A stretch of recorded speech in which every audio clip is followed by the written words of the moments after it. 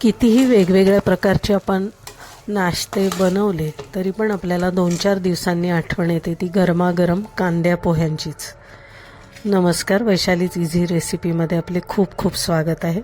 आज आपण कांदे पोहे करणार आहोत. त्यासाठी मी इथे जाड पोहे घेतले आणि ते चाळणार आहे. चाळल्यामुळे त्यातलं जे बारीक बारीक कण असतात ते निघून जातात आणि त्याच्यानंतर मग ते भिजवून घेणार आहे.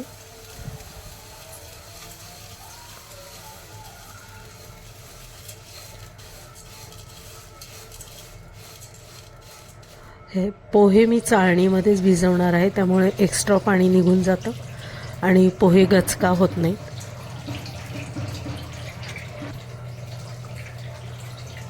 जवळजवळ 2 ते 3 ग्लास पाणी घालून मी हे व्यवस्थित भिजवलेले आहे. 5 मिनिटांनी मी त्याच्यामध्ये हळद घातली आहे, मीठ आणि साखर घातलेली आहे. 1 चमचा हळद, 1 चमचा मीठ आणि अर्धा चमचा साखर, कोथिंबीर घातलेली आहे आणि हे सगळं मी हलवून घेणार आहे, मिक्स करणार आहे. आणि त्याच्यानंतर मी बाकीची तयारी केली आहे. तोपर्यंत मग पोहे चांगले भिजतात.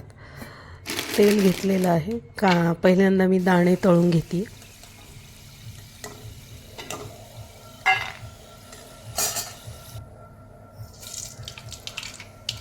मोहरी, जिरं,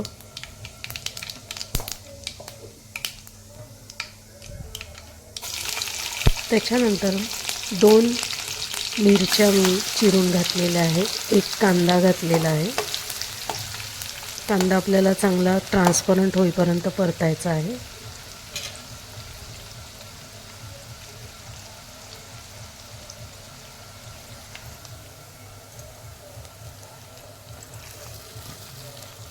त्याच्यानंतर भिजवलेले पोहे आपण यात घालतोय. आता व्यवस्थित सगळं मिक्स करून घेते.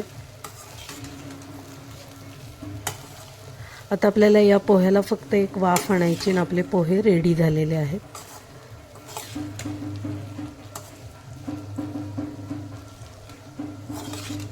पोहे आपण जवळजवळ 10 मिनिटं अगोदर भिजवल्यामुळे ते मऊ राहतात, कडक अजिबात होत नाही